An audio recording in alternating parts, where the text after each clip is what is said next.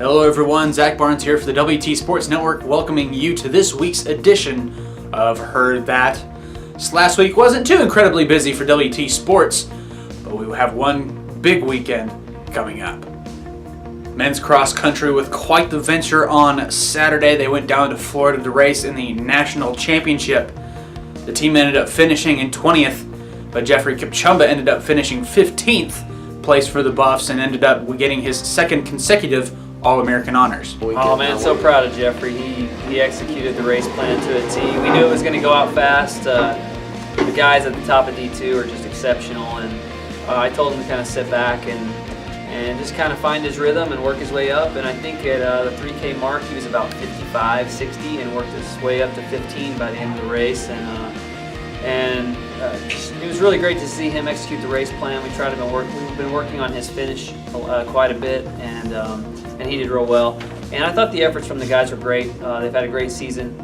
We fell a little bit short. I think we could have finished better. I think we could have finished 15, 16 at best, but we just didn't have the depth to overcome a couple bad days this year. And so, but credit those guys. They've had a great season. It's been a long year, but they've done some pretty incredible things, and I'm proud of what they've accomplished.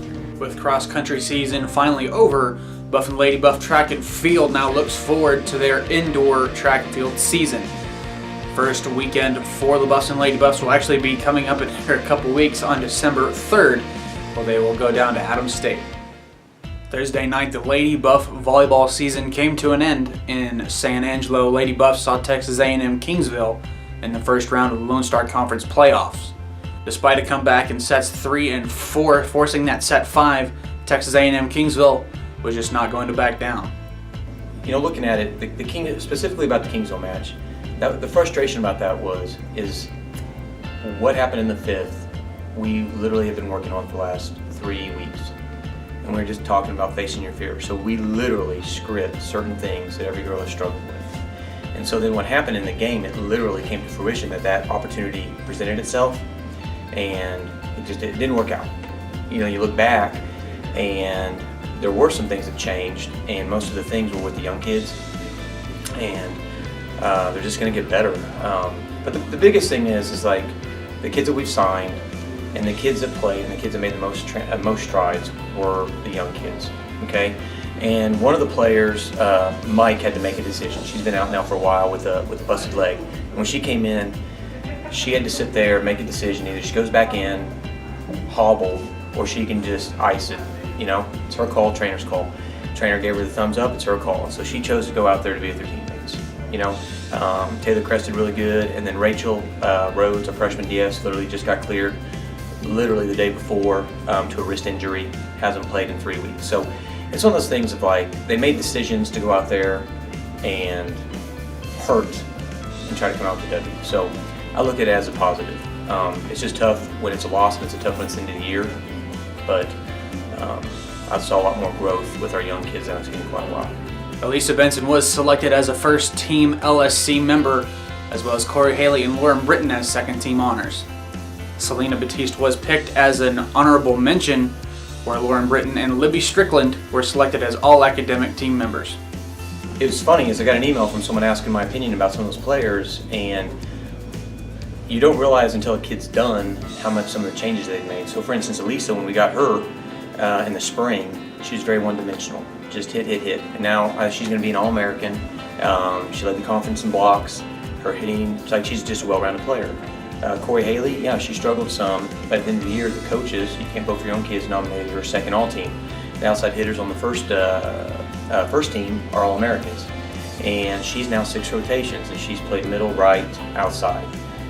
And so then I look at Britton, and when we got her, she's been here for 4 years, but she spent a year of school not playing at Oklahoma State. And when we got her, she really couldn't do much at all. She just had a big engine, just a big heart. And now she's well-rounded.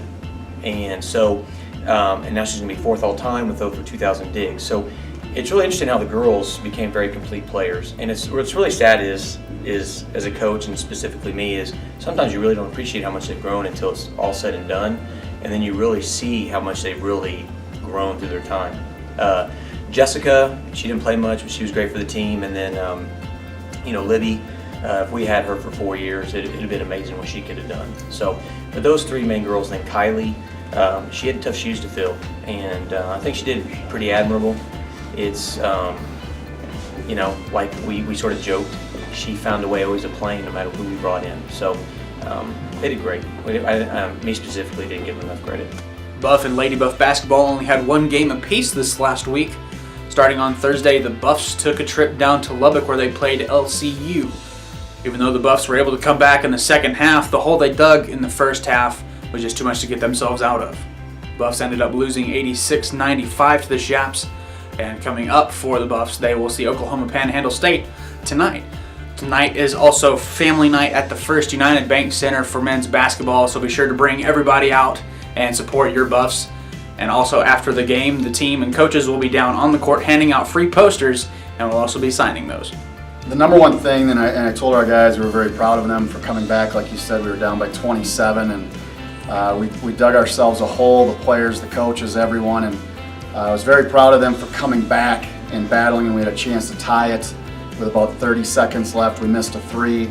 They went down and scored this 5-point game, and they kind of iced it away after that, but we did have a chance. We scrapped and we clawed and we got back in it, so we had great determination with that. But I think the number one thing was we went into the game, we got up 7-0, and we got comfortable, and I think Lubbock just took it to us. They did things that made us uncomfortable. They grabbed, held a little bit, and they really played physical, and we're not that physical of a team, and we've got to become more physical in order to win games like that, because they're a very good team. You know, they were in the regional last year. They upset Midwestern, the 1/8 game, and so they've got a talented group, well coached, and it's good to play those games. It's tough to lose it, but it's good to play those games.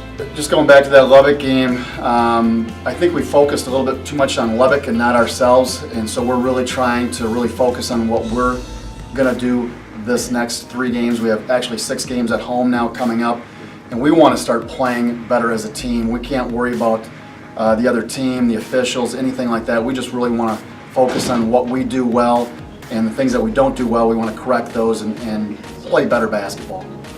And then on Thursday, the Lady Buffs ended up hosting the Hilltoppers of St. Edwards. Lady Buffs with a big win that night, getting it 61-36. Yeah, I thought we controlled the game for the most part from the offensive end. Limited our turnovers. We only had 12, 1 in the first half, which is a step in the right direction for us. Sasha had 6 assists and 1 turnover, and that's big from our point guard. We saw man defense the entire game, so allowed us to run a few different things offensively than what we've been able to do in the past. So overall good. Still a lot of areas to improve, but a step in the right direction. Again, both Buff and Lady Buff basketball will be busy this weekend with the annual Pack-A-Sack Thanksgiving Classic. On Friday and Saturday, the Buffs will be playing the 2:30 games. On Friday, they'll see Wayne State, and Saturday, they'll see Southern Nazarene. Where on Friday and Saturday, the Lady Buffs will be playing the 5 o'clock games, first against Tuskegee on Friday and Colorado Christian on Saturday. Wayne State and Southern Nazarene, you know, Wayne was in the old conference that we coached in, and they've had, you know, Coach Greg McDermott, who's now at Creighton, has coached at Wayne State, and they've got a very rich basketball tradition. They just played South Dakota, and they were leading them in the second half, and so they're going to be very good. We really haven't broken them down too much. And then Southern Nazarene, we scrimmaged last year, and they have most of their guys back as well. So we really do just try to focus one game at a time. Our assistant coaches are looking ahead a little bit. I look ahead just a little bit, but we always let our guys know it's one game at a time. Yeah, this is a big week for us. We love Thanksgiving week. We love being able to host our tournament in our own backyard. We have tons of family that come in town to support us as well. But Tuskegee, they're coming all the way from Alabama, and they're a solid team. They have a guard that's averaging 19 points a game right now. So we'll have our hands full with her. And then Colorado Christian, they're in our region. They're an in-region game, so that's an important game for us. And they have 3 or 4 players averaging double figures right now too. So we'll have our work cut out for us. We'd like to thank you for joining us this week on Heard That. If you'll be traveling these upcoming days, be sure to travel safely, and we'd like to wish you a happy Thanksgiving. But for the WT Sports Network, I'm Zach Barnes, and we'll see you next time.